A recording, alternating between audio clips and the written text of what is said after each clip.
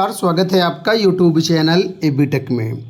आज है 13 अगस्त 2025 और जान लेते हैं आज की महत्वपूर्ण खबरें। दोस्तों, आज के इस वीडियो में जीआईसी प्रवक्ता भर्ती एलटी ग्रेड को लेकर के इसके साथ ही अन्य कई सारी अपडेट्स हैं।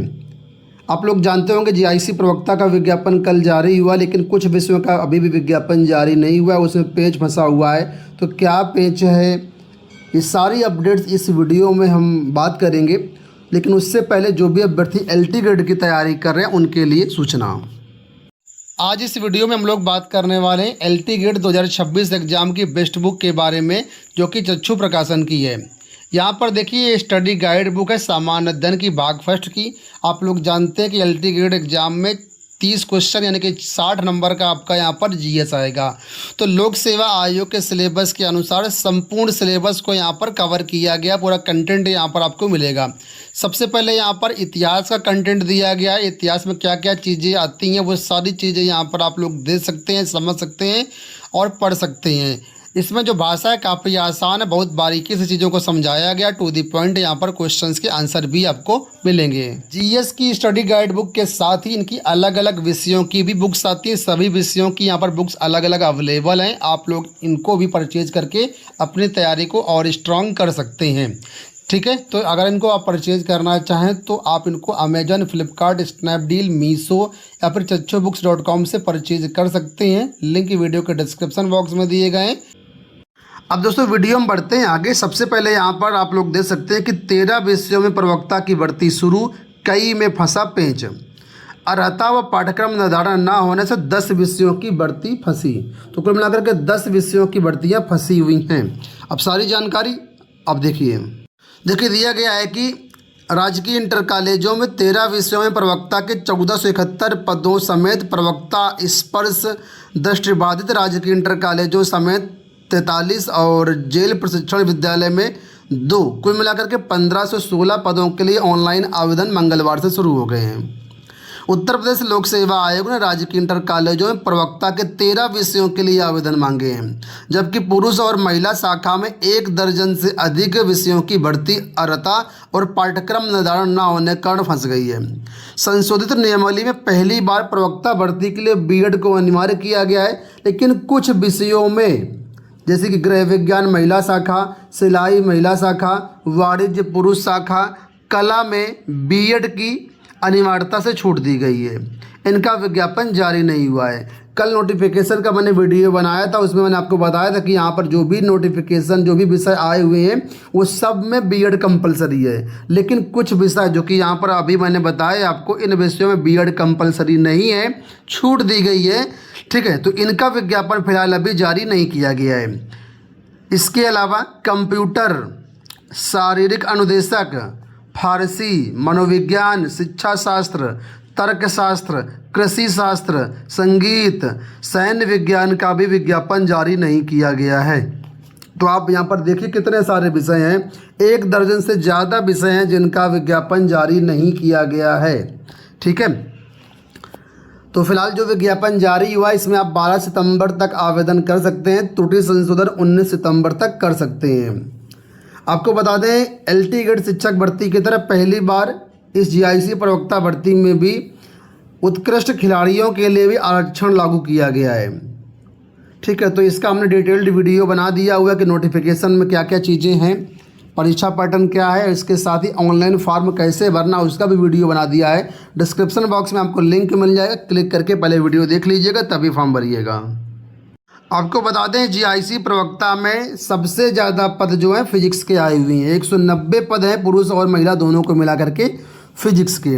इसके बाद जो है यहाँ पर हैं अंग्रेजी में 184 पद हैं, रसायन विज्ञान में 147 पद हैं, जीव विज्ञान में 146 पद हैं, हिंदी में 162 पद हैं, गणित में 122 पद हैं, नागरिक शास्त्र में 105 पद हैं। तो कुछ यहाँ पर पद बता दिए, बाकी नोटिफिकेशन में आप देख सकते हैं, टेलीग्राम में नोटिफिकेशन दे दिया है हमने। सिलेबस परीक्षा पैटर्न पर बात करते हैं तो यहाँ पर देखिए कि प्रारंभिक परीक्षा और मुख्य परीक्षा के आधार पर भर्ती कराई जाएगी। प्रारंभिक परीक्षा में जीएस और आपका विषय होगा, 120 सवाल होंगे आपके प्रारंभिक परीक्षा में, जिसमें से 80 प्रश्न आपके सब्जेक्ट से होंगे और 40 प्रश्न आपके जीएस से होंगे। एक प्रश्न जो होगा वो 2.5 नंबर का होगा, 2.5 अंक का। इस तरीके से 300 नंबर का आपका पेपर बनेगा। नेगेटिव मार्किंग भी रहेगी यहाँ पर। और जो दूसरा पेपर होगा वो ऑब्जेक्ट मतलब सब्जेक्टिव पेपर होगा, डिस्क्रिप्टिव पेपर होगा, जिसमें सामान्य हिंदी और निबंध का पहला पेपर होगा। दूसरा पेपर आपका सब्जेक्ट का होगा। दोनों पेपर डिस्क्रिप्टिव होंगे मेंस में। अब एलटी ग्रेड को लेकर कई सारे छात्रों के प्रश्न आ रहे थे कि सर हम एलटी ग्रेड में 2 विषयों में फॉर्म भर सकते हैं कि नहीं भर सकते हैं। तो यहाँ पर देखिए लोक सेवा आयोग की वेबसाइट पर हम लोग हैं और यहाँ पर मैंने एलटी ग्रेड टीचर का जो फॉर्म है वो पेज ओपन किया हुआ है। यहाँ पर देखेंगे विषयवार आवेदन चल रहे हैं। तो आपको बता दूं कि आप बिल्कुल फॉर्म भर सकते हैं अगर आप एलिजिबल हैं 2 विषयों में, तो इसमें कोई डाउट नहीं है, आप 2 विषयों में फॉर्म भर सकते हैं। लेकिन आपको ध्यान ये रखना है कि उम्मीद यही है, जैसे पिछली भर्तियों में भी हुआ था और इस बार भी संभावना यही है कि परीक्षा आपकी एक ही दिन में कराई जाएगी। तो अगर एक ही दिन में परीक्षा कराई जाती है तो फिर जो है आप एक ही विषय की परीक्षा दे पाएंगे, दूसरे में नहीं जा पाएंगे। और अगर आप परीक्षा नहीं दे पाएंगे तो फिर फॉर्म भरने का भी कोई मतलब नहीं हुआ। ठीक है, तो अगर आप भरना चाहें तो भर सकते हैं, लेकिन इसमें परीक्षा को लेकर के अभी श्योरिटी नहीं है कि परीक्षा एक दिन में होगी कि 2 दिन में होगी।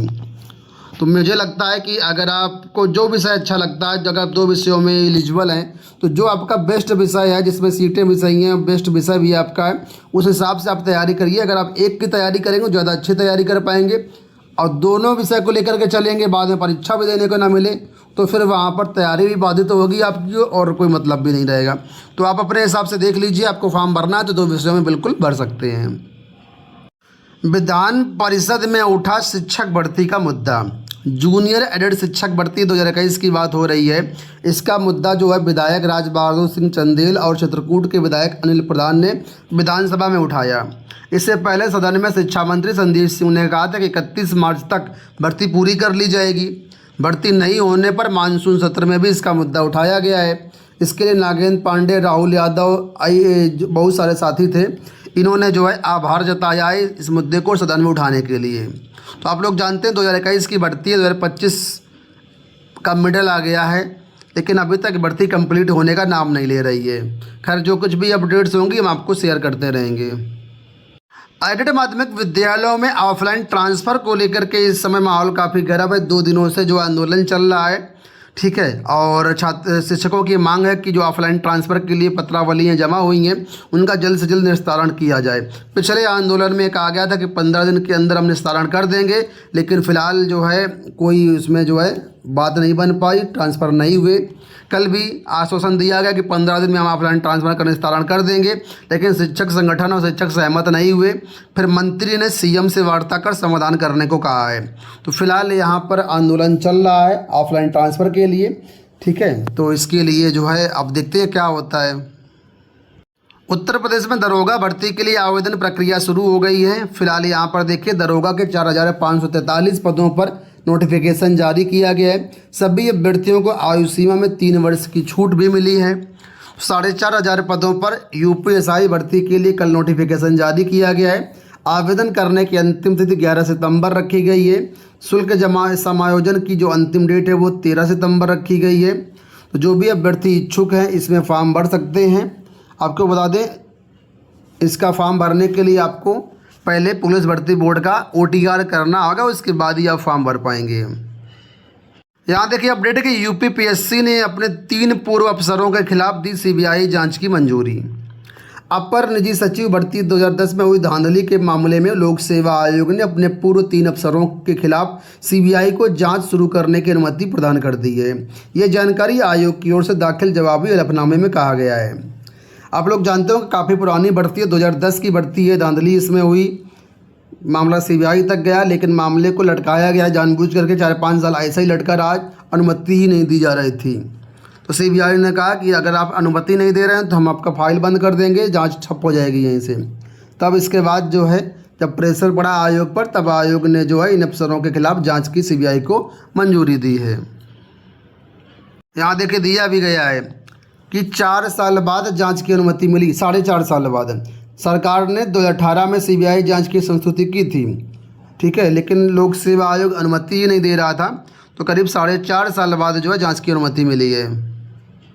यहाँ देखिए अपडेट है कि कौशल विकास मिशन में फर्जी नियोजन व कागजी नौकरियां उजागर। खराब प्रदर्शन वाली एजेंसियों को दिया गया काम, फर्जी नियुक्तियां और वेतन भुगतान। सरकार ने बंद की संदेहास्पद एजेंसियों की परियोजनाएं। तो कौशल विकास मिशन के अंतर्गत फर्जी नौकरियां उजागर की गई। रिकॉर्ड में सब नौकरियां चढ़ाई गई थी, फर्जी वेतन भी दिए गए, फर्जी नियुक्तियां भी की गई। तो ये हालत है कि अगर भर्ती किसी संस्था के माध्यम से होती है तो इस तरीके से घोटाले सामने निकल करके आते हैं। तो इसी के बारे में अपडेट है कि भारत के नियंत्रक एवं महालेखा परीक्षक यानी कि CAG की रिपोर्ट के अनुसार उत्तर प्रदेश कौशल विकास मिशन में घोटाले और फर्जी नियोजन को उजागर किया गया है। मंगलवार को विधानमंडल में प्रस्तुत की गई इस रिपोर्ट के अनुसार मिशन ने कार्य योजना यानी 2019 से 22 की 13 परियोजनाएं 11 ऐसी एजेंसियों को सौंप दी जिन्होंने पहले यानी 2016 से 2019 में भी परियोजनाएं दी थी। इनमें से 4 एजेंसियां खराब प्रदर्शन कर रही थी, फिर भी इन्हें दोबारा काम दिया गया। दोस्तों ये हो गई आज की सारी सूचनाएं। इस वीडियो में इतना ही। धन्यवाद।